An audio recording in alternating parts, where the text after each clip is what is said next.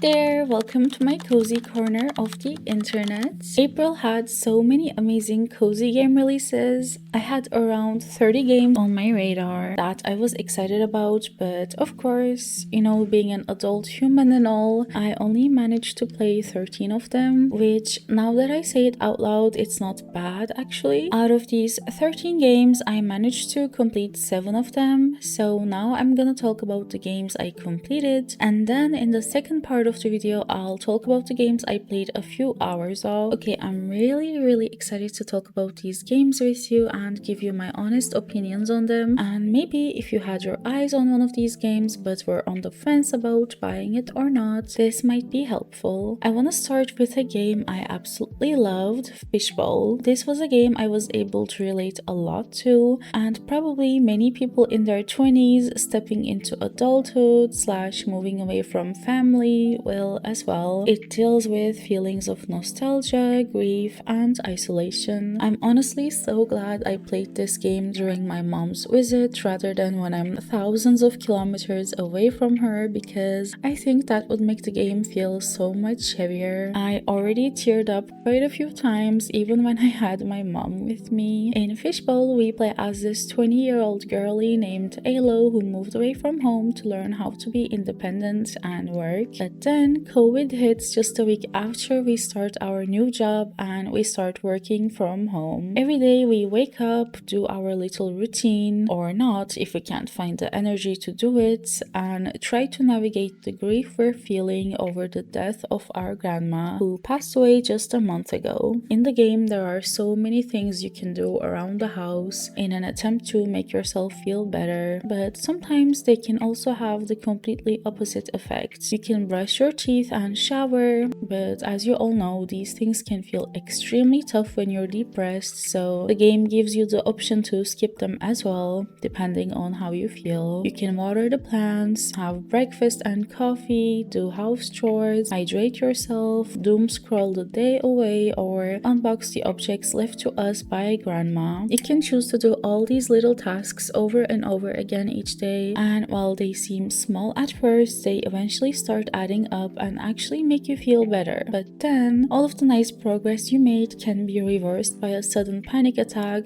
triggered by an item we saw while going through our grandma's things, which feels painfully realistic. Gameplay-wise, it plays mostly like a visual novel with the exception of the routines / minigames I talked about above. Since we're an editor, anytime we work, we play an editing minigame which gets a bit of variety as we progress. We also have an unboxing puzzle where we have to sort through all the stuff in the box to uncover the special memory item at the bottom of the box. And of course, the main thing that helps us the most is family and friends. We have video calls with mom and our close friends every day as we all try to navigate this uncertain time period. I really liked every character in the story. They all feel human and like someone I would personally know in real life. I loved how these video calls show us that everyone has their own struggles and makes us realize that sharing our problems with others actually makes us feel lighter. In like the first 20% of the game, we're so busy with our own grief that we don't notice other people in our life are struggling too. But as we slowly heal, we realize that calling them every day to chat actually reduces the load a lot, both for them and us.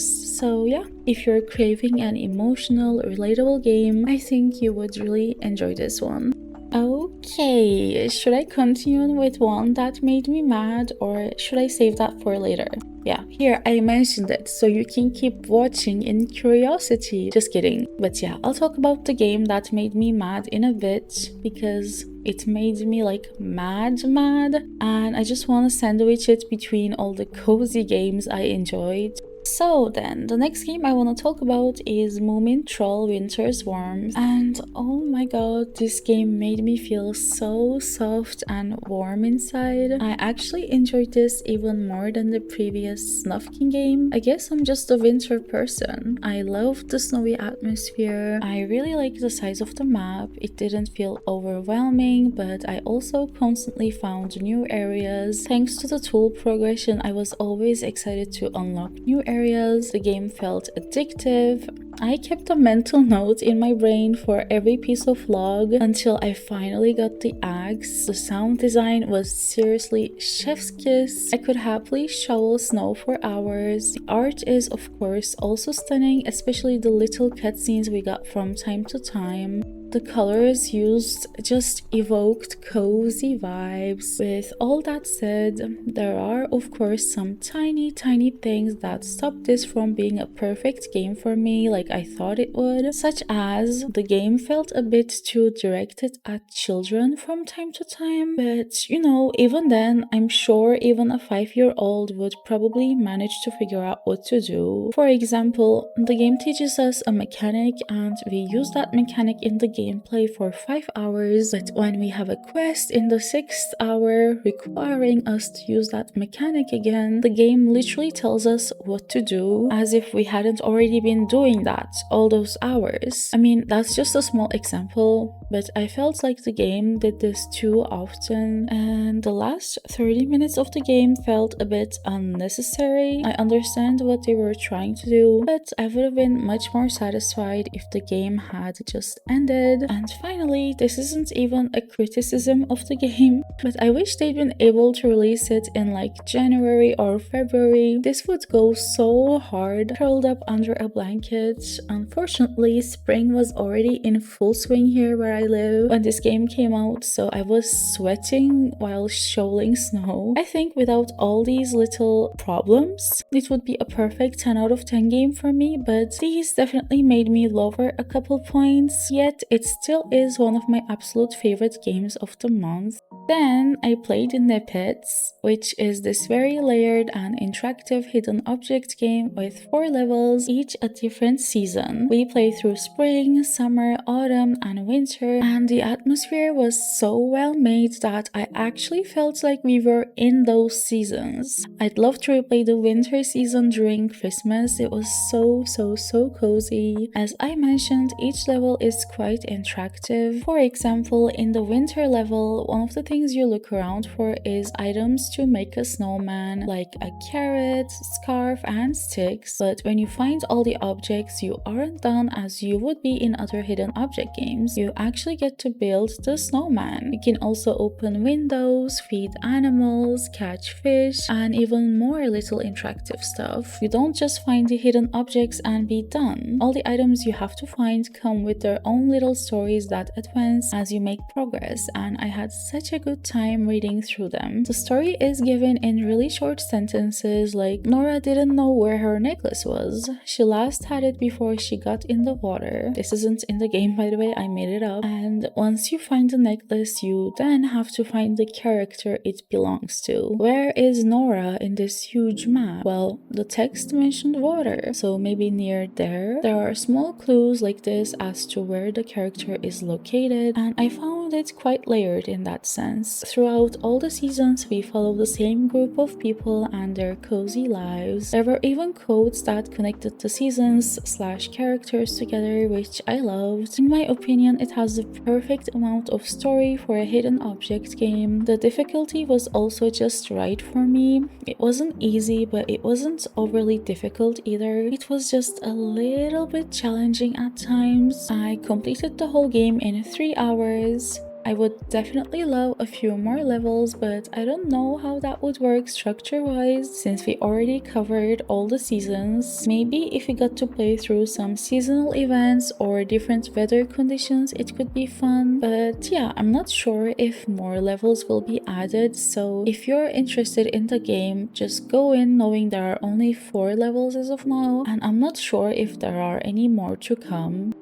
Another game I played is Adorable Adventurers, and the game is indeed adorable. At the beginning I was going, "Aww," every 5 seconds, but as I kept playing I started getting a bit annoyed with certain things, which I'll talk about more in a bit, but I want to start with a positive. First of all, the game is stunning. I initially installed this on my Steam Deck, but it looked really pixelated and didn't run too well, which I expected since it wasn't verified, so I quickly switched over to my desktop. It looked like a completely different game on the big screen. It's set in a national park in the south of France, and there are tons of different flora, and it's just so cozy and peaceful to walk around the park. The premise is that after a forest fire, we get separated from our siblings and mom. We then find our mom stuck in a barn, and to ram through it and free her, we need to find all our siblings. The main gameplay mechanic is smelling. We find everything by its smell, including our siblings, but the tricky thing is that other smells constantly distract us. Flowers, random trash left by people, some other animal, food. Thankfully, once we smell something multiple times, we get familiar with that smell and we can ignore it, so we can actually focus on our task. This aspect didn't sit too well with my brain, to be honest. I'm someone who's prone to getting distracted, and the random smells popping up everywhere made me run around chasing smells with no goals for half of the game. I think this game can be easily completed in around 3 hours if you're not gonna be achievement hunting, but it took me 7 hours because I was just constantly running around after every smell instead of focusing on the main thing, which the game doesn't really help you with. There is no map. I mean, there is technically one, but it's not interactive or anything. There is no actual quest log that you can track, which, you know, I completely get their decision about these things. They wanted the game to feel like an actual adventure, but it made it so easy to get distracted and lost. It made my brain kinda tired rather than calming it at some point. It's a shame because the game does start out so cozy and calming, and I really wanted to stay in that headspace, especially since, like I previously said, I was honestly melting over how cute everything was at the beginning. Our adorable character and the animations, like how cute we look when we sit or run around and drift like a race car. Just so cute. And you should have seen my face when I put a little flower on Boris's head for the first time. I actually audibly gasped because of how cute it was. But slowly, even the things I found so cute at the beginning just started getting on my nerves. Like, yes, running around is adorable, but we constantly get stuck on things even when there's seemingly nothing there. I wanted to go for full achievements, but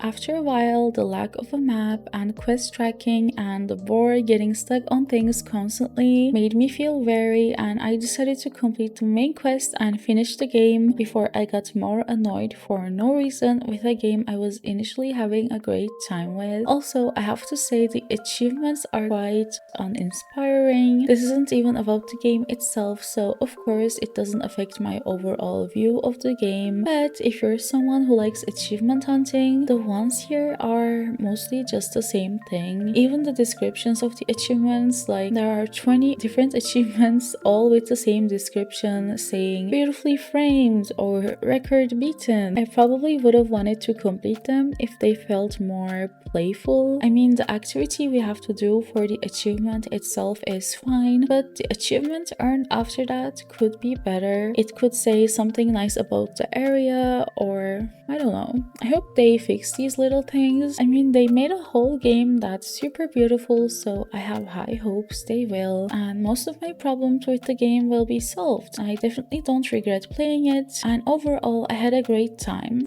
I think now it's time to talk about the game that didn't give me a very cozy time, which I'm really sad to say is Gecko Gods. I started playing this thinking I would love it since it kinda gave me Journey vibes, except we play as a gecko. Unfortunately, I think this game hates its players. It's genuinely how I feel. It's such a fun idea for a game. It has a very relaxing open world you can explore at your own pace, playing as a gecko. You can climb literally anywhere, solve puzzles, discover ancient temples. It all sounds really good on paper. Sadly, most of it is not polished. When you climb a wall that's not completely straight, the gecko always falls off the wall. When you climb on the ceiling, you get so dizzy, and the camera angle definitely doesn't help, and even thinking about it right now is enough to make me feel sick. I kid you not. A few days ago, I launched the game.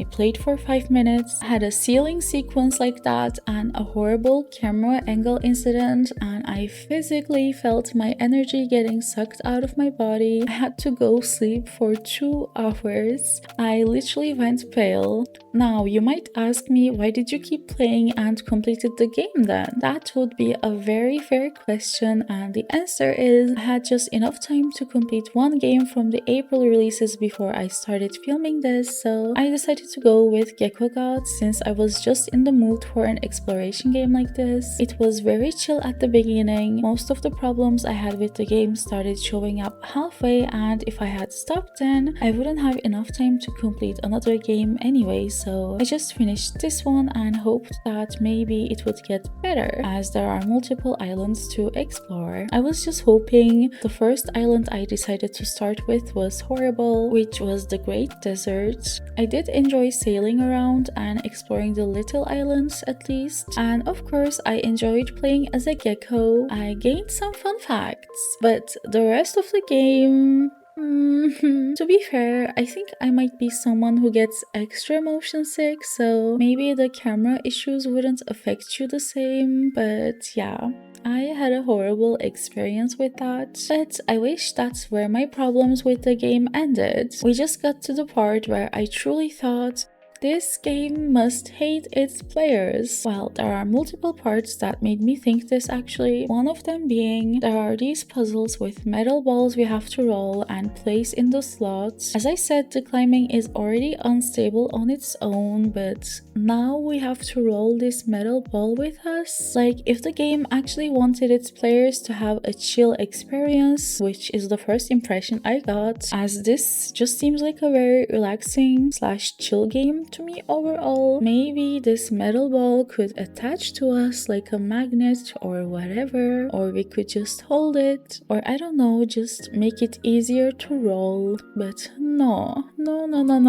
This metal ball just keeps going left and right. It doesn't want to cooperate and come with me. I slowly, carefully, barely push it all the way to the top, and then it just decides to fall back all the way down. I swear, I was taking deep breaths to calm myself. Another thing, like I said, I thought this was supposed to be a game on the chill side. It definitely plays like it when we're solving puzzles or exploring around. You can explore in whichever order you want. There's nothing really rushing you. The art style, sound design, music, it's all really relaxing. But in the final sequence of the game, there is a section. I was shocked. I don't know where it came from or whose idea it was to add such a difficult chase sequence, but it was definitely the final straw for me. If you're gonna be that type of game, I'm completely okay with that. I have nothing against difficulty. I even enjoy it when I signed up for it, but you know, I'm just here to lazily explore around and be a cute little gecko. Anyway, this game truly made me mad if you couldn't somehow tell. Maybe I'm just mad because I'm jealous of this little gecko who's definitely 10 times smarter than me, solving all these puzzles. I was so lost 90% of the time. I could never be this gecko. I had to look a few things up even with my human brain. You know, I still can't really not recommend the game though, because I know some people did enjoy it a lot. Like, one of my friends fell in love with the game, though to be fair, he's a big gecko lover, so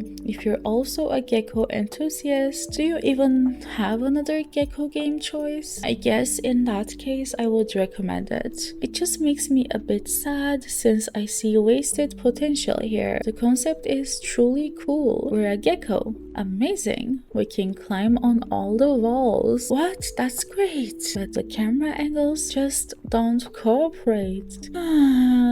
Okay, that's it for my review / rant, and I really needed to get this out as I completed the game literally less than 48 hours ago and my feelings are still fresh, so thank you for listening. Moving on to a game that I actually quite enjoyed, we have Messy Recipe, a hidden object game. game. I've been really enjoying cooking games and hidden object games lately, and this game mixes both, so of course it's no surprise I had a very nice time with it. It's quite short though. It took me 1.5 hours to get all the achievements, and to do that you have to play all the levels at least 2-3 times and sometimes 5+ times. I would be happy if the dialogue changed a bit more on the different recipes. Sadly, it was mostly the same, but it definitely gave me a really cozy time and it cost less than a cup of coffee, so I would definitely recommend.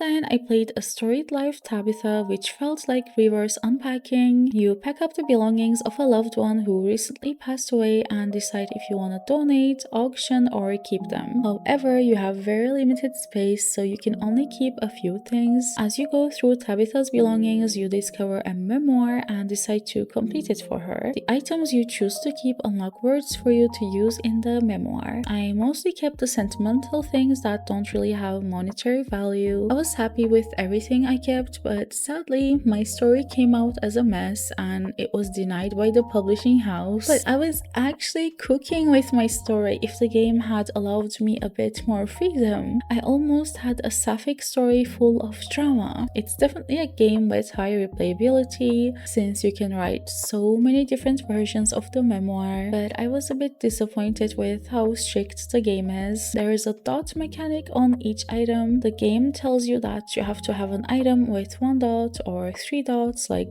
different combinations for each level for the story to make sense. I always respected that when I chose what to keep, but in the end my story just didn't make grammatical sense when I placed the words where I wanted them to go. So yeah, the idea is really cool. The execution is okay. The art style was very cute and I loved the hidden object feeling it had, especially since some objects were really hard to find or hidden under other stuff. I think I might go back in the future to see a few other endings. These were all the April releases I completed, and most of them I got all the achievements for. Now it's time to talk about the games that I played at least a few hours of but didn't find the time to complete them yet. I think most of these are games that are a bit on the longer side, which I usually play over a few months, and some of them I'm not even sure if they have an ending. So yeah, these are not really reviews but my initial thoughts on these games, so I'll try to keep it shorter than the first part. I'll just tell you what the game is about and if I'm enjoying it so far or not. Starting with a game that I think is one of the most unique releases of this year, Scriptorium, Master of Manuscripts. I don't know who thought of this game, but I'm really glad they did. In this one, you make illuminated manuscripts. You have your manuscript workshop that you can customize, and basically you get new art commissions every day.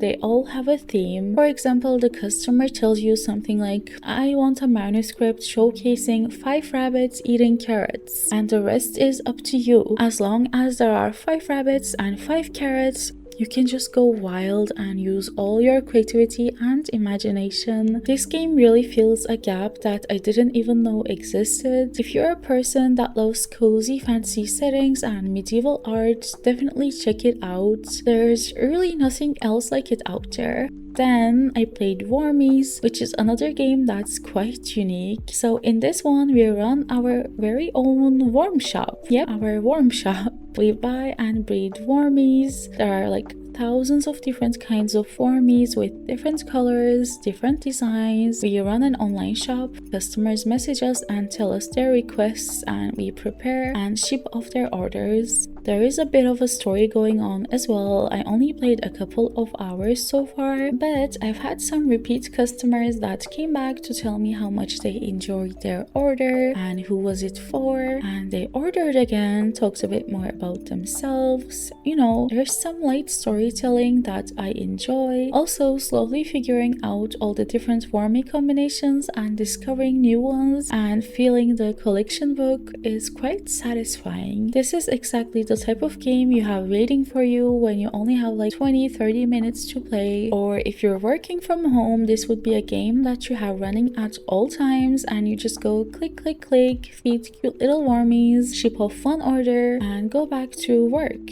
You know, there are no timers for your orders, nothing stressful. So yeah, check it out if all of that sounds good.